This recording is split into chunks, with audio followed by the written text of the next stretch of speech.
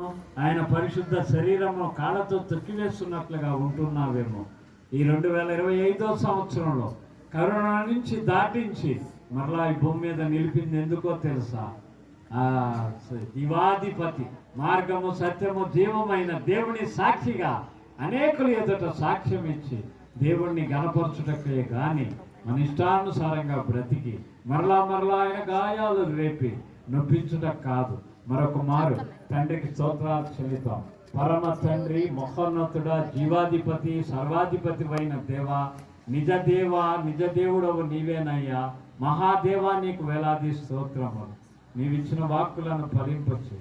నీకు దూరమైన ప్రతి హృదయాన్ని మీరే తెరిచి మీ పరిశుద్ధమైన వెలుగుతో నింపమని వేడుకొంచు అయ్యా. వెనకకు పడిన వారిని లేవనెత్తండి, కనికరం చూపమని మరొక మారు మీ మాటలను మీరే ఫలింపచేయండి. స్తుతి, మహిమ, ఘనత మీకే చెల్లిస్తుంది. ప్రభువైన యేసు క్రీస్తు వారి నామములో స్తుతించి ప్రార్థిస్తున్నాము తండ్రి. ఆమేన్.